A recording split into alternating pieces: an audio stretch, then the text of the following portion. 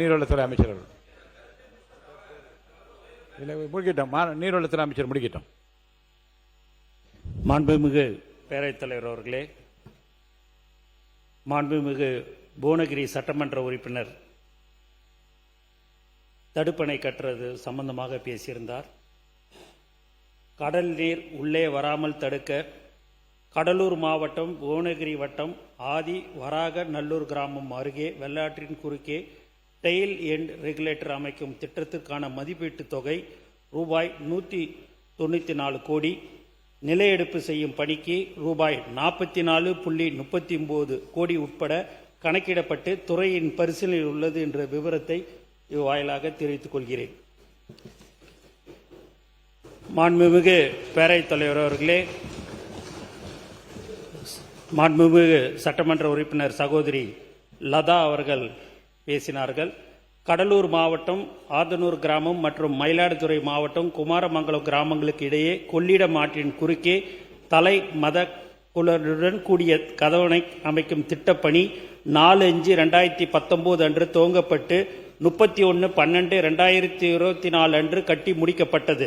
இந்த கதவணையில் 3/7/2025 முதல் நீர் தேக்கப்பட்டு கதவணையின் பொறுப்புகள் அனைத்தும் பிராந்திய கோட்டமான காவேரி வடிநில கோட்டம் கிழக்கு மயிலாடுதுறை வசம் 5/1/2026 முதல் ஒப்படைக்கப்பட்டு பாசன தேவைக்கு ஏற்ப வடக்கு ராஜன் வாய்க்கால் மற்றும் தெற்கு ராஜன் வாய்க்காலில் தண்ணீர் திறந்துவிடப்பட்டு வருகிறது.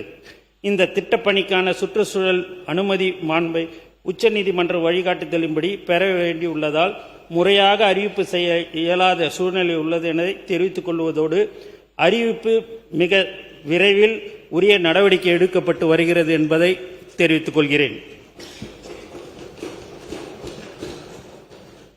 மாண்புமிகு பேரவைத் தலைவர் அவர்களே, மாண்புமிகு பொள்ளாச்சி சட்டமன்ற உறுப்பினர் சகோதரர் நித்யானந்தம் அவர்கள் பேசியிருக்கிறார்கள்.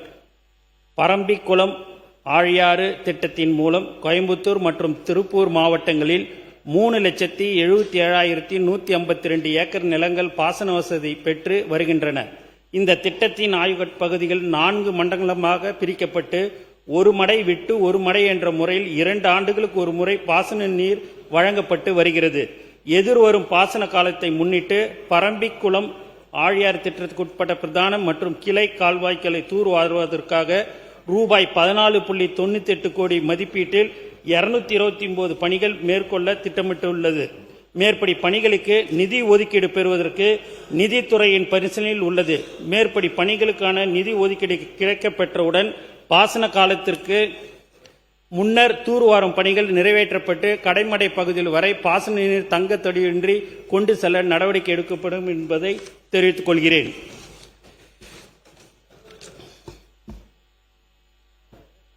மாண்புமிகு மொடக்குறிச்சி சட்டமன்ற உறுப்பினர் சகோதரர் சண்முகம் மற்றும் அண்ணன் KP அன்பழகன் அவர்கள் மற்றும் சில உறுப்பினர்கள் ஊராட்சி ஒன்றியங்கள் பிரித்து சம்பந்தமாக பேசினார்கள். தற்போது 2027 ஆண்டு மக்கள் தொகை கணக்கெடுப்பு பணிகள் நடைபெற்று வருவதால் 31/12/2025 பின்னர் நிர்வாக எல்லைகளில் மாற்றம் ஏற்படுத்தும் வகையில் ஊராட்சிகளை பிரித்தல், சேர்த்தல் மற்றும் இணைத்தல் போன்ற நடவடிக்கைகளை மேற்கொள்ளக்கூடாது என இந்திய மக்கள் தொகை கணக்கெடுப்பு துறை அறிவுறுத்தி உள்ளது. எனவே தமிழ்நாடு அரசால் அரசிதழ் அறிவிப்பு வெளியிடப்பட்டுள்ளது. எனவே மக்கள் தொகை கணக்கெடுப்பு பணிகள் முடிவுற்ற புதிய மக்கள் தொகை விவரங்கள் வெளியிட்ட பின்பு புதியதாக ஊராட்சி ஒன்றியங்களை உருவாக்குதல் தொடர்பாக சம்பந்தப்பட்ட மாவட்ட ஆட்சித்தலைவரின் கருத்து பெறப்பட்டு உரிய நடவடிக்கை எடுக்கப்படும் என்பதை தெரிவித்துக் கொள்கிறேன். அனைத்து மாமன்ற உறுப்பினர் சார்பாக அதுமாரி மாண்புமிகு சட்டமன்ற உறுப்பினர் குடித்தண்ணீரை பற்றி சொன்னாங்க. 18 மணி நேரம் இல்லை, இப்போ 22 மணி நேரம் நாங்கள் கரண்ட் இது கொடுத்துன்னு இருக்கிறோம். அது எப்படி நீங்கள் சொல்கிறீங்கன்னு எனக்கு அது தெரியல. ஒரு குடம் தண்ணீர் கூட இல்லைன்றது அது தவறான ஒரு இது. ஆனால் உங்கள்கிட்ட சொன்னதை நான் தப்பாக சொல்லலைன்னு அதுமாரி நீங்கள் சொல்லியிருக்கிறீங்க. கண்டிப்பாக குடிநீர் பிரச்சனை மாண்பு முதலமைச்சரோடும் கலந்து பேசி எந்த குடிநீர் பிரச்சனை யாருக்கும் எங்கும் இருக்காது என்பதை திட்டவட்டமாக இங்கு நாங்கள் தெரிவித்துக் கொள்கிறோம். மேலும் அண்ணன் ரோடெல்லாம் போடணும் இந்த மாதிரிலாம் சொன்னாங்க. யாரெல்லாம் சட்டமன்ற உறுப்பினர் எங்கெல்லாம் உங்களுக்கு ரோடு போடணும் சாலை வசதிகள்லாம் எங்க தேவைன்றதை நீங்க எழுதி லெட்டர் பேட்ல கொடுத்துட்டீங்கன்னா மாதம் ஒரு முறை உங்களை அழைத்து அந்த சம்பந்தப்பட்ட அதிகாரிகளும் அழைத்து உங்களுடன் கலந்து பேசி எந்தெந்த ரோட முன்னணி சாலைகள் எல்லாம் போட வேண்டும் என்பதை நீங்கள் சொல்றீங்களோ சட்டமன்ற உறுப்பினர் சொல்வதற்கு ஏற்ப அதுபடி செய்து தரப்படும் என்பதையும் இந்த நேரத்தில் தெரிவித்துக் கொள்கிறேன். மாண்புமிகு உறுப்பினர் அனைவரின் சார்பாக நம்முடைய ஊரக வளர்ச்சி மற்றும் நீர்வளத்துறை அமைச்சர்களுக்கு நன்றியை நான் தெரிவிக்க கடமைப்பட்டிருக்கிறேன்.